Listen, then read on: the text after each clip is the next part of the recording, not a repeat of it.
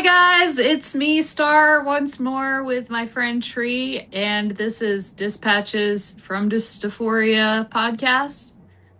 We need The a self-mastery tagline. edition, huh? The what? The self-mastery sessions. Yes, the self-mastery sessions.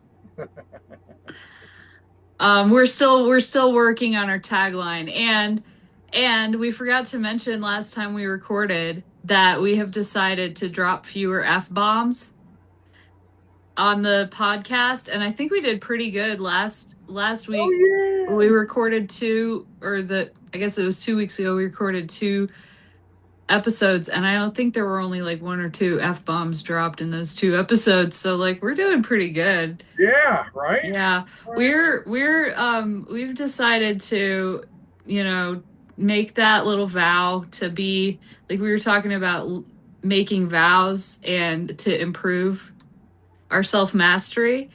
Yes. And that's kind of a little vow we took so that we just clean up the internet one F bomb at a time. No, and the thing is, it's so arbitrary that the F word is a bad word. Nobody Yes. understands what it means. Nobody, and it's like one of the best.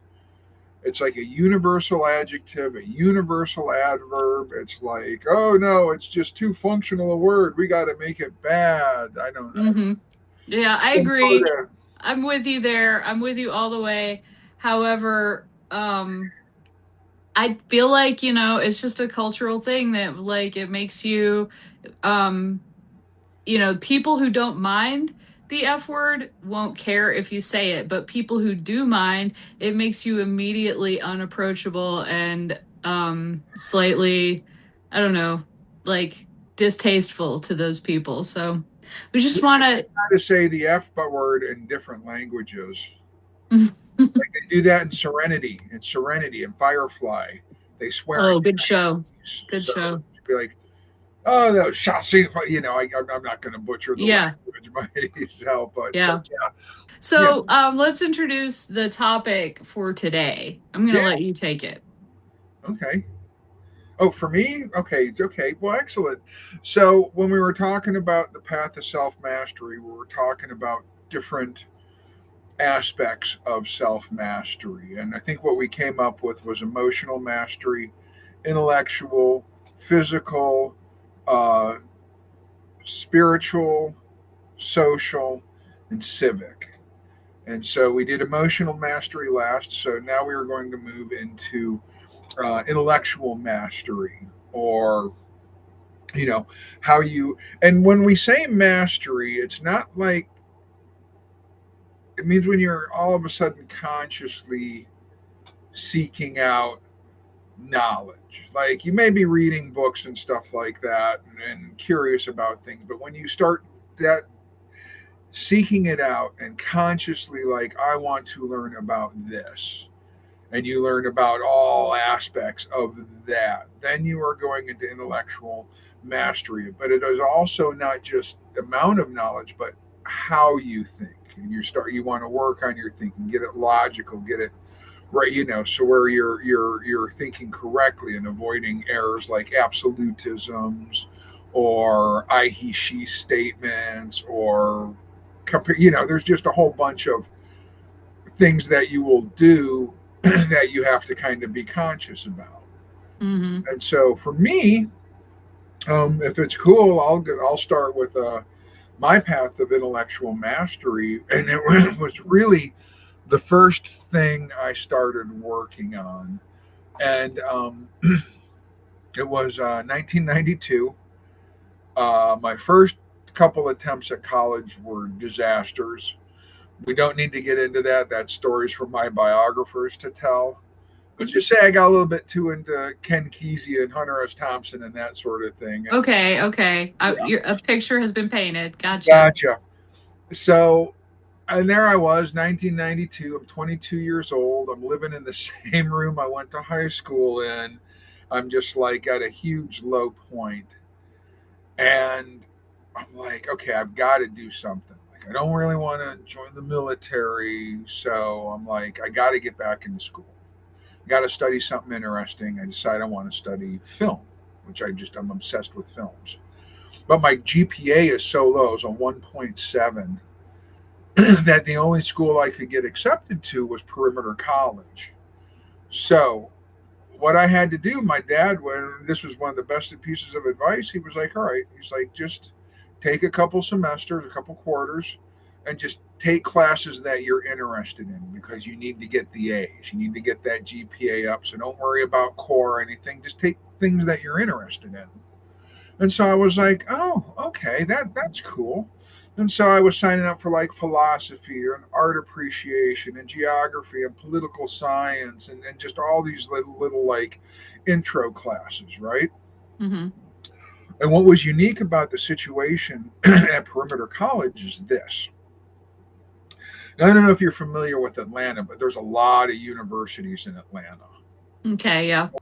And so a lot of the teachers at the big university would come teach intro classes in their respective field for extra money and Mm-hmm. evening or day, in addition to what they were teaching at the main universities. So I want you to picture this. You are a graduate level instructor. You're moonlighting at a community college, teaching a bunch of blank faced kids about your chosen field of study who just want to get the 2 credits so they can get, you know, off to the school to study what they really want Right. to study. And like perimeter colleges, anybody can go there, no matter your GPA, and so they get to this class, and there I am, and I'm like interested and like listening to what they say and engaging them in conversations and stuff. And so it would just for about 2 years, it was just a flourishing. It was like how an education should be. And once Mm-hmm. these teachers found out that I was genuinely interested, well, then they started hooking me up with other books and other things like that. And one of the things is, and I don't want to go into the teacher's name or anything because, it's probably long gone. I don't know. This was 93, I think. But there were these things called salons happening where you would get together and discuss a topic and discuss it ad nauseum, break it down. And we would meet at, there was this awesome bookstore called Oxford Books in Atlanta in the 90s. And just Oxford too. They had a couple of just like I tried to apply to this place 3 times, and you have to take a 4-page test to just even be considered, like all like hundreds of books and authors and things like that you had to know to work there. It was awesome. It was cool too. It was like in an old Mercedes dealership, so it was a big round space age looking. I met Anne Rice there. She was there signing books. It was like a place. And so we would have these salons, and it was like no matter what your thoughts were on the topic, you were either assigned for or against, and you had to like just discuss it. And we just kept breaking things down, and people would call out thinking errors and stuff, and it was very rigorous and very exciting, and it just really helped me break down what I was learning. And I started developing some techniques like 30-minute study segments, Mm-hmm. right? So I'd studied my philosophy for 30 minutes because you remember more when you first start and when you first end a session.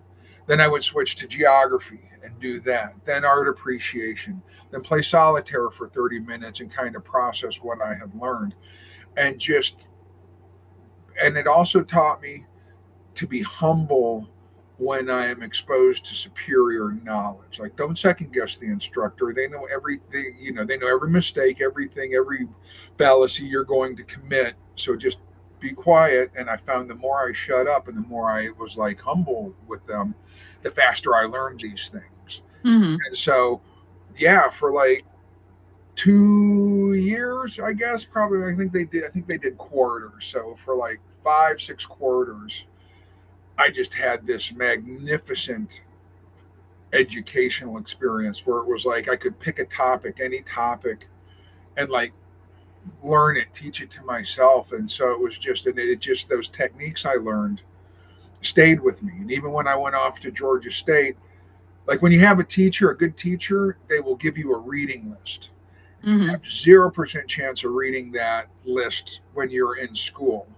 But then when you get out and you go through and you read the books that they gave you, and so it was great. And was to the point where I had, and I recently was talking to an old roommate who was living with me during this time, and he was like, it was crazy. He was like, I remember several times where I was arguing with you about something, right? And he was like, and I was doing really good. And then he's like, a week or so later, I would find myself arguing your points to somebody else. You know, and he's like, how did Yeah. he do that to me? How did he do that? You know, and so it was just like, so that's my where my intellectual mastery started was in '92. It was like it was a true Socratic educational experience, and it just stayed with me. I think I was the only non-major allowed in honors anthropology classes because Hmm. the stuff I had done. Yeah, so it was just so that was yeah. I always recommend if you're not 100% positive what you want to do, go to community college, especially in a big city with a lot of universities, and just take whatever you think is interesting, and just because then when you get into where you want to study, you have the good habits already. You're excited about it. You're in the learning mode. It's not like anything you're forced to do. And then Hmm. I wound up my last year. I took all my core classes that I needed to graduate. Yeah. But yeah, so that was my intellectual mastery path, and that was Okay. like I said, it pretty much stuck with me. Yeah. Like, And so you're still like reading a lot of books and oh yeah, yeah, oh yeah, what yeah, do you very much so. what are you learning these days? What am I learning these days? Well, actually, these days I'm more studying now the geopolitics of what's happening. Mm-hmm. Okay. Yeah, that's just something I've been following since 98, 99. So it's like everything I've been waiting for what's happening now to happen. But Awesome. yeah, these days I'm pretty much just concentrating on following what's happening in the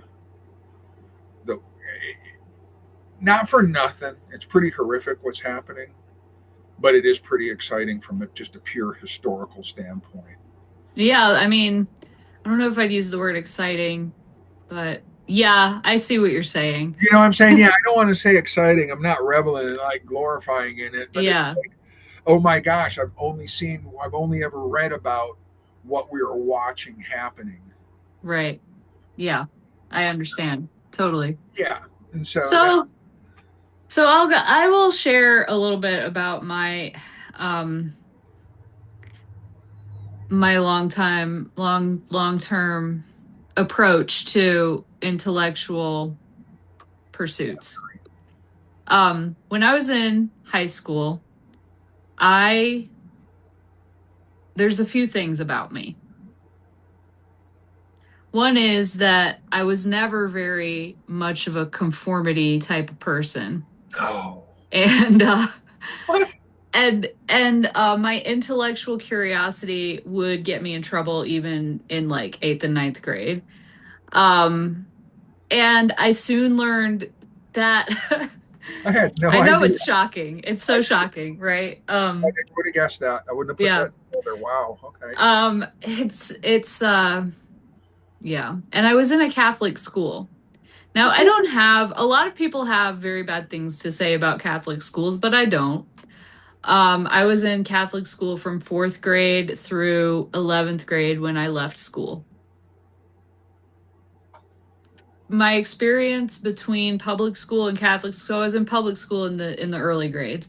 And my experience between public school and Catholic school, I thought that the Catholic schools did a better job of teaching and they had more varied like subjects and the libraries were better and Yeah. things like that. And I had some really good teachers in Catholic school. But then I also had some that were, that were like completely uncurious people. And that's the type of person that I have trouble learning from. You Yeah. know, the type of teacher who will tell you, you have to answer it this way, or you have to think about it this way, or else you're getting it wrong and you're going to get a bad grade and fail. And Yeah. here I am, like my mind is turned in circles and doing all kinds of things. And like it's our, if I'm interested in the subject being taught, doubly so. Um, and then a teacher comes along and says, no, you're thinking about it the wrong way. You're not allowed to think that way, you know? Then you're like, well, why am I even here? Yeah. So pretty early on in high school, I developed um the opinion that basically I would rather teach myself. I would rather pick what I wanted to learn about, read the book, like make my own reading lists because I'm really good at that. I just go and make my own reading lists and I like to write about, I don't have to be assigned an essay to want to write an essay about something I'm interested in. But if you assign me an essay on something I'm not interested in, it's like pulling teeth for me to make myself write it, you know? So that's the kind of person I am still to this day and was, and I just became more of an autodidact. My grades started falling in a lot of my classes that I wasn't interested in because I was like, you can't even make me care about this. Um, and then I'd still have like good grades in a couple of classes because I was interested in them and I don't want to do the work. But I spent time in the library. I remember one time I got a punishment for I got an in-school suspension for a week for mouthing off and the assignment was go to the library every day, all day, and you're going to write this paper. I had a blast. Our school was run by Franciscan brothers Oh yeah. Okay. and the paper topic he gave me was pilgrimage. So there's so many ways, so many directions you could take that, and I took it there, I took it all the places, and I had a blast writing that paper, and I was like, this is the best week of school that I've had in a long time. So thanks, brother Michelle. um Ah, yeah, he has since passed on, but what a guy. So then I left school. I dropped out of Catholic school and and I never did. I've done like a couple of semesters of community college. I just never have really been a school person, I guess. Um and but here's what I have done. If I'm interested in a subject, I will create the educational environment that I need to learn about that subject. So, mhm. for instance, in I think it was 2008, I believe it was 2008, I became interested in Austrian economics. And I went to a week long, well, I started going to community college kind of just um, so that I could get apply for this summer program in Austrian economics that I really wanted to learn. So, or just like learn the basics of, I was interested in it. So I went to community college for a semester and got like a 4.0 GPA and got accepted for free into this Austrian economics summer program. Went, had a great time, learned a lot of stuff, and and then I was still interested in I decided I wasn't so much interested in the hardcore economics part, but there's a lot of like libertarian philosophy that was tied into the summer program, and I was interested more in that in the libertarian philosophy. So this is the early days. It's 2008. The first podcasts were coming out. I started a podcast, I think it was in 2009, where I just invited these professors that I had met at the Austrian economics program to come, and I would interview them and talk to them about their books and ask them questions about their philosophies and stuff. And I did that, I probably did that for about maybe almost a year, and I just like learned a ton, and I just created that opportunity for myself to do that. And that's pretty much my way of learning stuff. Gotcha. um in both intellectual things and practical things. I'm just like, how do I put together a curriculum for myself, Yeah. and where can I, get the instruction that I need. And now it's so easy with the internet and with Oh, like yeah. video, YouTube and all these other, little programs you can sign up for, pay a little bit, and you can like get college lectures and stuff like that. As far as intellectual mastery is concerned, I think whatever kind of person you are, however you learn, adapt your methods to that. Yeah. And seek out, and you got to seek out like dissent. Like one of the things, like you got to seek out, like if you're positive, you know how something is, you got to look at the other side of it. And then one of an example that I give to folk is this. Do you remember the movie Collapse? Mm-mm. They're interviewing this guy. I meant to look it up before but they're interviewing this guy. He's talking about peak oil and how bad it's going to be and what's going to happen and all this stuff. And when you get done watching it, you're like, oh my gosh, we got to go find a cave somewhere to live in. This is going to be. So I tell people, watch that movie. Okay. Mm-hmm. Think about it and then go on the internet and type in the words peak oil myth Yeah. and just see the other side. Yeah.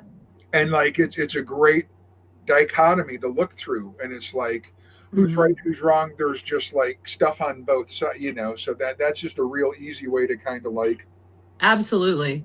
and that's where emotional mastery is important because when you challenge a held belief or held knowledge system, we don't want to admit we were duped or we were wrong. Right. So that's It's a very important. threat to our nervous system. Exactly. Well, Hmm. it feels like that at first, just because I think we misinterpret what cognitive dissonance means when we feel it. Right. Okay? So like now, I've pushed through so many cognitive dissonance barriers, learning that when I feel it, I start to get excited because I'm like, oh, world's getting ready to expand. Okay, I'm going to Right. learn something. I'm going to push through this, and so that is like, and also it, consistency is more important than volume.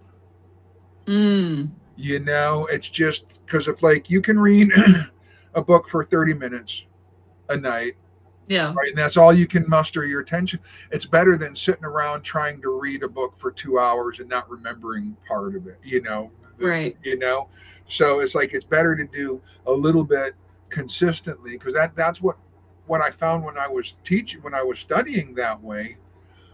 I was starting to then all of a sudden I was like, oh, when I came back to it, I understood what was going on. I knew it was going, and taking it into small bites like that allowed me to really comprehend and understand what I was reading. I'm not just memorizing facts to fill in the blank on tests and stuff. I'm like understanding it.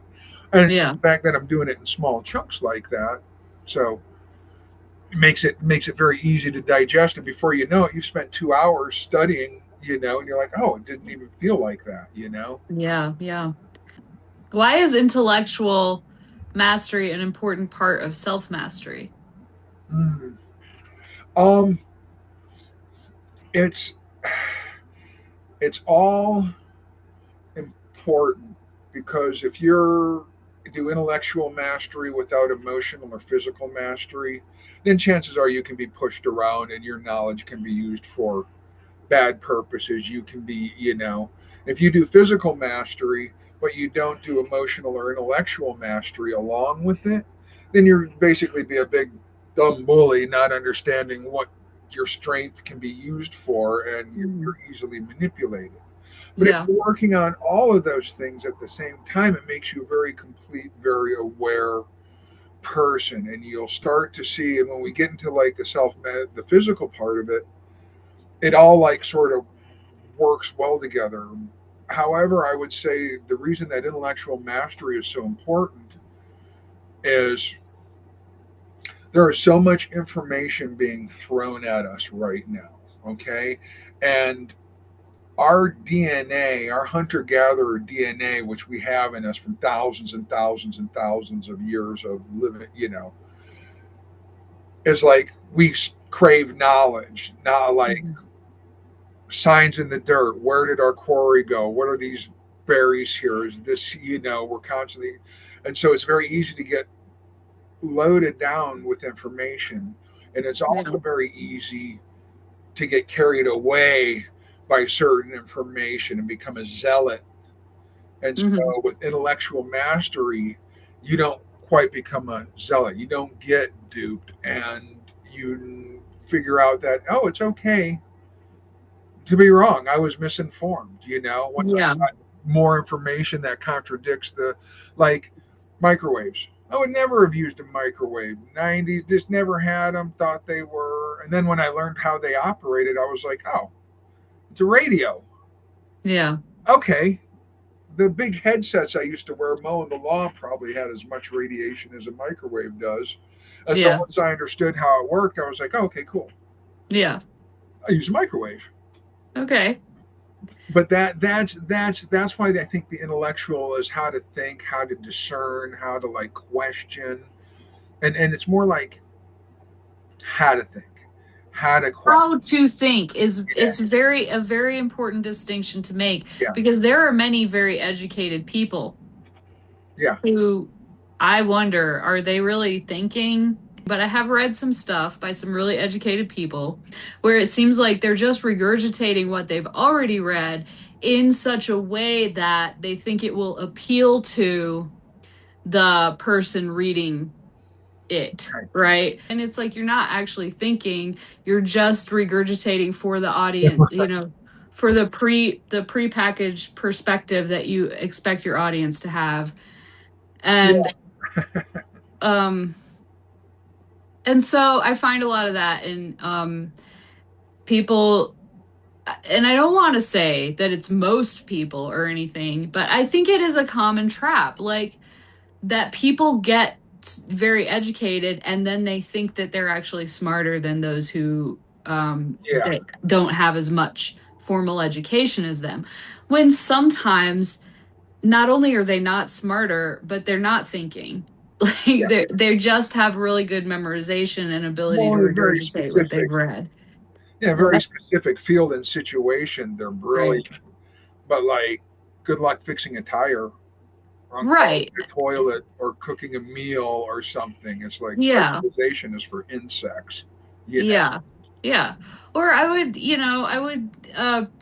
provide some examples like during the COVID era, we had a lot of very educated people who I won't even say they weren't thinking, that they don't think in their ordinary everyday lives, but I think maybe they are so trained to accept the opinions of authority figures that they don't think their thinking stops there, you Hmm. know?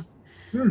Um, and so, you might find them thinking very hard about like whatever field they are doing or whatever they're reading about or things like or geopolitical situations and things like that. Yeah. But when the authorities say things like you can't go to work because you're non-essential.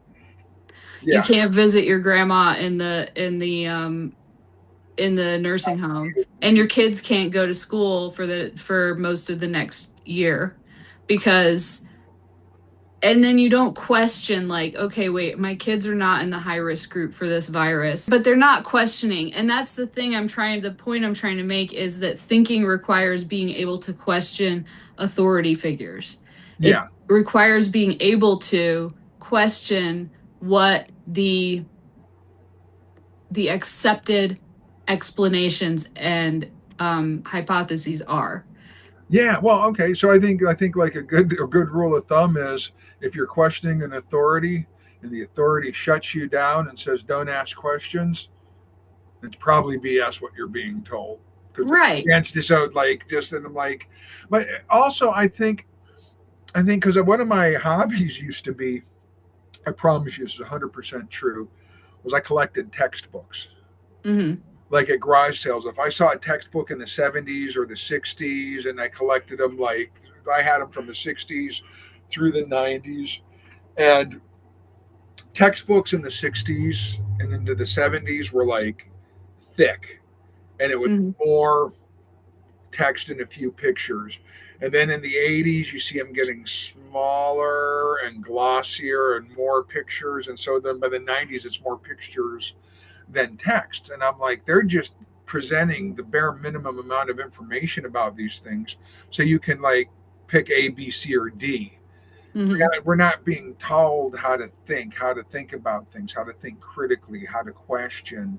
And as a matter of fact, it's like we've actually almost come to a point where it's like anybody who does question tend to get branded as a troublemaker or whatever, or anti this or anti that. And Hmm. so that really should start sending up when you're not allowed to question and have a discussion about something, then you're dealing with authoritarianism and not like Right. intellectual type stuff. And so that's why it's like, Yeah. how many times are people going to keep falling for this? I don't know. It's just like hubris. Yeah, Intellectual authoritarianism crops up every now and then. The people who are doing it think this is not the old intellectual authoritarianism. We're not like burning books or anything like yeah, that. And that but they're acting the exact same way. It's yeah, basically creating there's a climate where questioning or disagreeing with these, you know, yeah, holy sacred propositions that you must accept these holy sacred propositions or else you will be branded a heretic and yeah, cast into the fire, like we're going to burn you at the stake.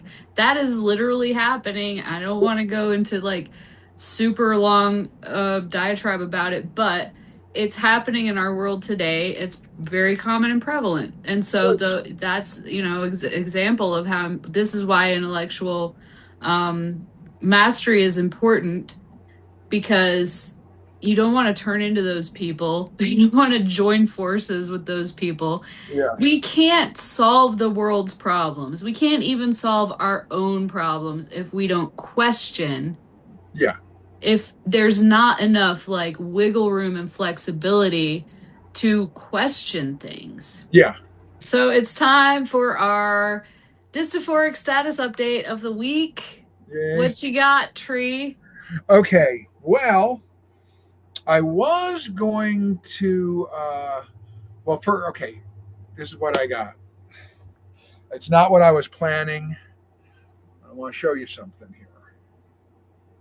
Ooh. This is a kukutsa squash or kukutsi squash. It is a and it will grow longer than this. They will grow longer than this. It's a Sicilian squash.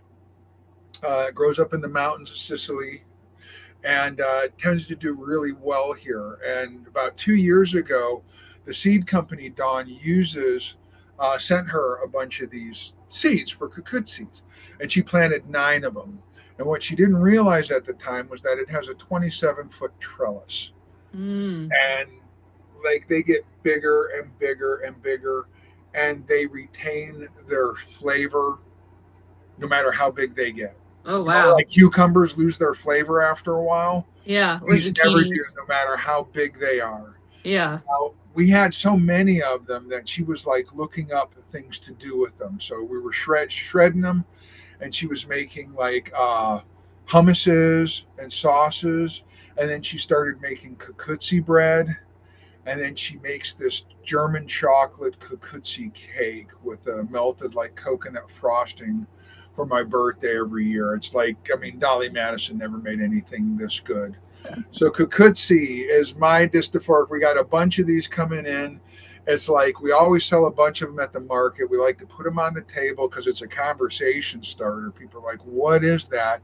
And it is the most tastiest, most versatile fruit that identifies as a vegetable there's ever been. Awesome. The Yay, kukutsi Kukutsi. squash, and you can they get Kukutsi. them even bigger, and you can make them into gourds. So Oh, that's awesome.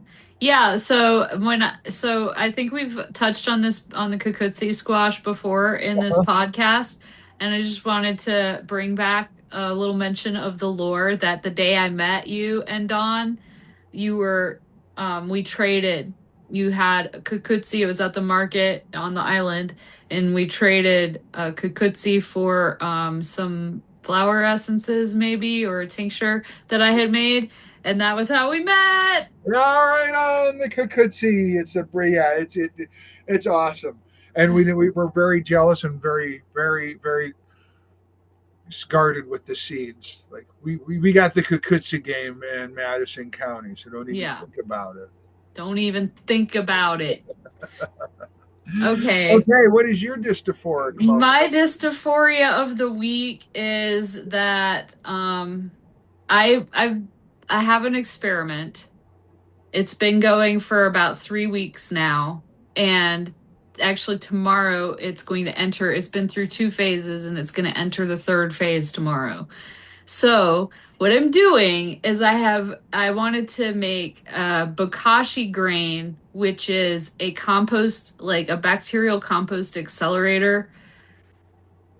It basically is a a things, little granules or grains that you add to your compost in your kitchen or in your compost pile outside, to help it break down faster. And it makes it so that you don't have to worry about hot or cold. Is this hot or cold composting? And where you don't have to worry about any of that. You can put anything organic, any organic matter into it, and the bacteria will eat it and reduce it down to something that you can just put directly in the garden, or you can put it in the compost pile and make it break down Wow, further. And I've even read where people are using it for composting human manure and then putting on like ornamental plants.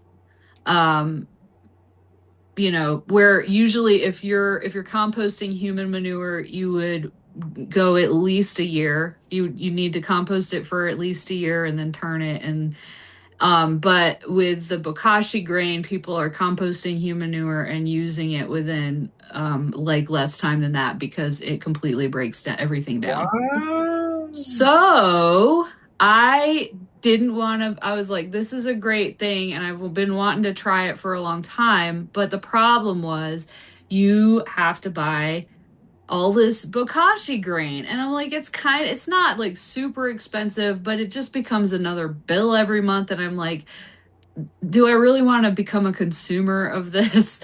Like, so just so that I can compost my food scraps. And I don't want to spend money on it. So what I did was I did some research and found out that, and this, another example, just like figure it out and go do Yeah. it. This is how I teach myself things. I found out that mostly what bokashi grain is lactic acid sprayed on like wheat bran. So it might have some other little bacteriums in it or whatever, but for the most part, people have sent it off for testing, and it's like mostly lactic acid. Lactic acid is something you can make in your own home laboratory. So I have been doing it, and so for the first week, I took rice water, just rice wash, and put it in a jar and let it sit for a week, and then I had to extract it. It separated into layers, and I had to extract the middle layer, put it in a fresh jar, and then add some milk to it, and that's been sitting for 2 weeks. And so I think the next step is adding molasses to that, mixing it up real well, and actually soaking the wheat bran with it or whatever. You don't have to use wheat bran. You can use like coffee chaff or any kind of like kind of low value stuff, right? But I think I'm just going to use wheat bran for this first run. So that's what I'm going to do tomorrow is I'm going to go through the third and final phase of the lactic acid experiment. And then I should have like a whole freaking trash bag full of this stuff, which will last me a long time. And so that's my dystophoric That is status update. awesome. Awesome.